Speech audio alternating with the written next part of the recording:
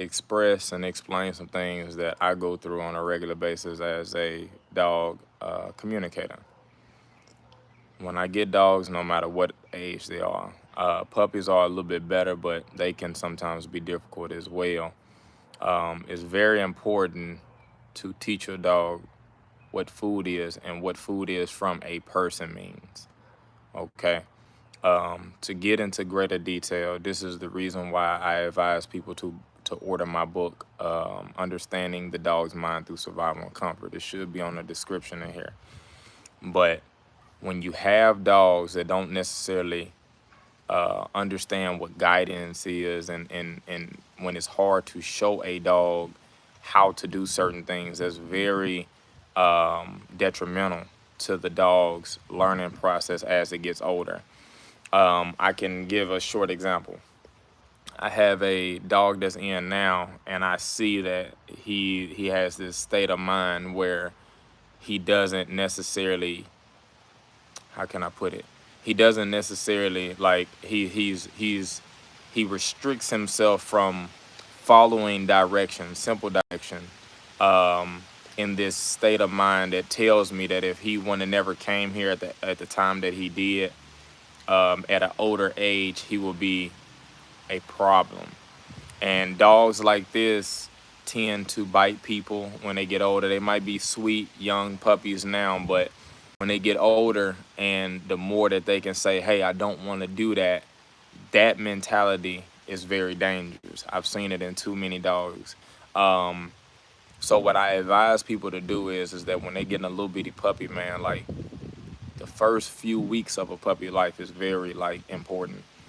I would advise anybody and everybody, please, you got to go order this book because it's going to help you out a lot. I've had people that didn't even go through training but read the book and said that their book helped out their relationship with their dog. Now, picture if they would have read the book when the dog was a puppy, you know. I don't know all of the dog's ages, but just picture if the dogs were puppies and you started to attack that dog's life the way that it needed to be attacked, um, at such a young age, you will have a big impact. Then when you read that book, when you go off into getting your dog trained, I guarantee you that everything is gonna flow. The dog would have learned from you how to take direction. The dog would have learned from you what it means to uh, basically communicate with a human being. So then when the trainer start to try to implement tools and things, the dog isn't out of his comfort zone. I get dogs that be way too out of way out of their comfort zone at trying to receive direction. Yet alone, I know that the dog, it's time for the dog's meal, but you get some dogs in what they would consider entitled. It's a lot of dogs that's out there that's entitled, and that sense of entitlement is very bad for a dog. And this is where people don't necessarily know that they are going about their dog's life the wrong way. I think in the way that people feel is that they love their dog so much. They love their dog so much and they try to give the dog everything. But if we can just jump on this bandwagon, I guarantee you that across the world that dog owners and dogs relationships will be a lot better if we go ahead and train first, do what we need to do first, and then have a pet second. Because our perspective on dogs cannot be the perspective that we have on people. We cannot go about dogs with the human perspective. We have to go about dogs with the dog perspective.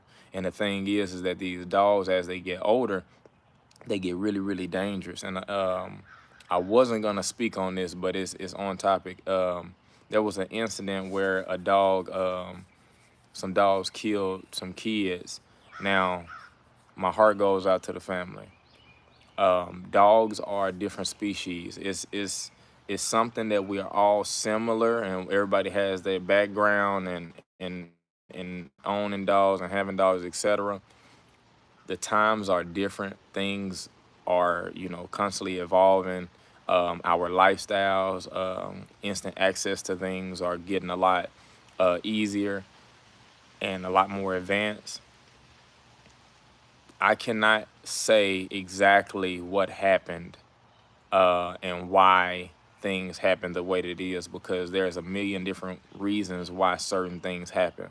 But I will say is that a part of the problem is behavior. You might have a dog, behavior problems. You might have a dog that's been cool his whole life, you know, and never been challenged. See, that's the thing too, is that we think that a dog is a really good dog just because it haven't witnessed certain things in life that made it tick or made it click. You feel me? Or switch or flip. A dog can go through his whole life and never witness anything that makes it switch. And then all of a sudden, a certain point in that dog's life, a certain situation, certain scenario can make that dog just completely reverse. What I've done in the book is that I've explained how to get the dog to understand who you are as a human. Most of the time when people get attacked by their dogs is only because the dog don't have a clear image of who the owner is. They don't have a clear understanding of that, man. And people don't necessarily realize that. It doesn't matter the breed. Dogs operate under one law. Well, under a couple laws, and that's survival and comfort. Survival is just basically the dog understanding how it's receiving its meal, how it's staying alive, you know. And then comfort is the ability to dictate what survival and which direction their survival is going. You got to understand that. That's what I talk about in the book, and that's what I explain to people, help people do, is build that relationship through repetition of building that relationship. It's nothing about love in there, but through building that relationship, then you will see your dog display what we think is love, because the dog will understand their place in the relationship. I have dogs, I have kids, I have limits when it comes to dogs and kids. But what I will say is that my dogs understand that their survival is 100% dictate, that their survival is being determined by me, right? Being comfortable or uncomfortable isn't never a question to my dogs. Why? Because I've always taught them in the proper, and I've taught them the proper way of how to receive their survival. So if they come across something that's a little uncomfortable, then they look at me for guidance. Therefore, they need me, right? You don't want to be in a position where your dog gets uncomfortable or something, a scenario, situation happens, and they don't turn to you and see if the situation is good or bad. Some dogs just don't know that. They don't know what the situation holds, so they take matters into their own view, and then they create something, behaviors that we don't necessarily like. So I talk about being alpha and stuff like that. The reason why I say alpha is because that's a term that everybody likes or knows about, right? Alpha to me is just like, hey, that's the head honcho. I'm not going to challenge him. I'm not going to do this. I'm not going to do that. Hey, look, this person is gearing or driving our success at survival and comfort. That's what everybody has to get through to their dog's skull, is that you dictate their survival and comfort. Dogs have the ability, they have a success model on surviving, and they have a success model on being comfortable. Even if that dog never met you a day in their life, they can go out into the wild and certain things can happen to their body, and they can respond and react to it, you know, with the least amount of effort, because they have a system that tells them or signifies things to their brain of what they need to do. It's not nothing that a person created when it comes to how the dog wants to react to things, but it's our job to make sure that we're playing the role of understanding that if a dog, well, let me put it like this. We need to play a role of knowing what makes the dog tick, what motivates the dog, what demotivates the dog, and then we need to use it against them. That's what we have to do. So once again, you got to order the book. I promise you, like, Like I say, as a dog communicator, when I get people's dogs, it's just some dogs, man, they kind of, I ain't gonna say, like, they kind of worry me. That's what I'm gonna say. They worry me because I always think about, like, man, what if they would have never came through training at this point? How can you get a dog that seems so stubborn? That's because the dog really believes in that it's not supposed to be doing the right thing when I'm trying to teach it the right thing. That's what gets me sometimes. It's like, I'm not supposed to be doing that. I do not want to respond. And then it gets to a point where they get uncomfortable. The slightest discomfort should tell the dog to adjust. But sometimes discomfort, dogs let it, because dogs can't think. Sometimes we love our dogs so much that we block their thinking process.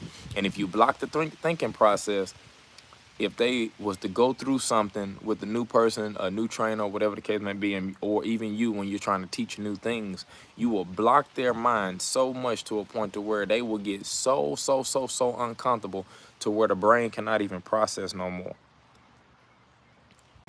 And then that's where you start to begin to have problems. Sometimes when a dog never ever learned to go through a little discomfort to find comfort, and how to find comfort the right way. Some dogs go through discomfort and they find comfort through biting. Okay, so let me tell you a little bit about this. If a dog gets uncomfortable, let's say you're trying to grab him by his neck or whatever, and then you're grabbing, or you're trying to grab, and the dog is maneuvering, then the dog growls, right? And then you let go, right? You're like, oh, that dog found comfort by growling. So what do you think the dog gonna do the next time?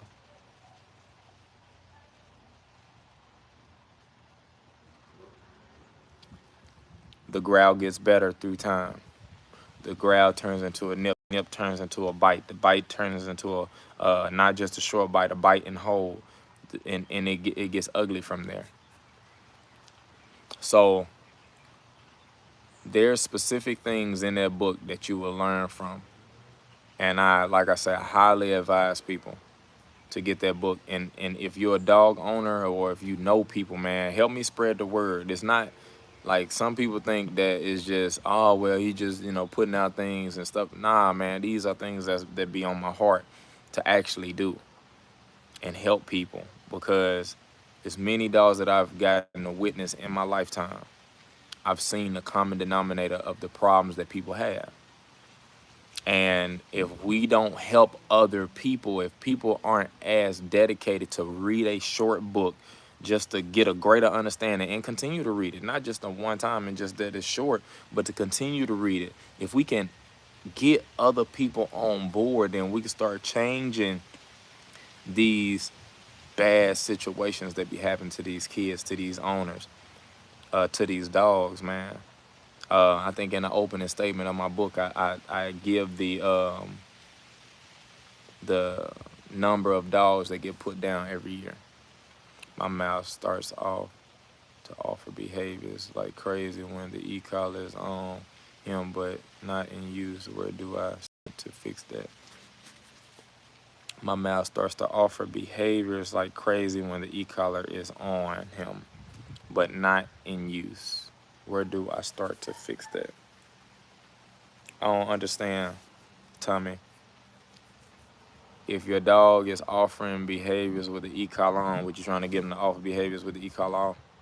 Kind of clean it up for me. And then for people that don't know my number, it's a business line that you can text.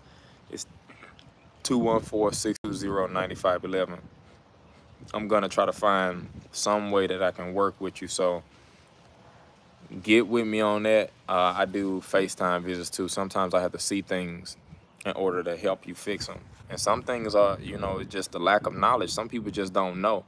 I didn't help a lot of people through my book, and I didn't help a lot of people through these FaceTime visits and stuff. It's just the lack of knowledge. The e-collar is just on the dog, but I'm not using the stem or vibration mode. You got to get to a point to where you can use it. I finally found a male. One is 6 months old and the other one is 7 weeks. Which one do you suggest? Both of them. You got to start ASAP, but you got to start off with that book, man. That book is gonna help you out a lot, especially with a Malinois. They can be the best dogs ever, they can be the worst dogs ever, depending on which direction you send their brain in. If you got them out as just being a dog, XYZ, they'll be the worst dogs ever. But if you get the laying down that foundation like I'm explaining in that book, you'll be good. But 7 weeks of age always is gonna be better than 6 months. 6 months, the dogs start to learn who they are and what the dogs start to learn really what comfort is at 4 weeks. Okay, comfort and discomfort. So a 7-week-old dog don't have that much time on earth. A 6 months 6-month old dogs, and it's relative to the times that we're talking about as far as ages. I mean, because 6 months is a lot younger than 10 years old, but a 6-month-old dog, and because dogs cannot really communicate like people do, a 6-month-old dog will show you a form of survival and comfort, the understanding of survival and comfort, a little bit stronger than a 7-week-old dog, 7-week-old puppy. I could take a 7-week-old puppy and say, hey, this is how you're supposed to live your life. And then they kind of just go with it because they don't have that much in their brain. So what you're starting to do is filling their brain up with what you want. Therefore, they'll take on that behavior a lot better than an older dog that has some previous experience. But y'all, man, please, please, please help me spread the word, man. I don't think people are fans. I think people are supporters of mine, and I try my best. Like, I'm doing everything in my might to make sure that I leave a big paw print on this earth before my time is up. But honestly, man, like, I real deal like know this stuff. I real deal spent the majority of my life figuring this stuff out. So it's not just for you, it's for everybody, man. Help me spread the word. And like I say, man, let's save more dogs.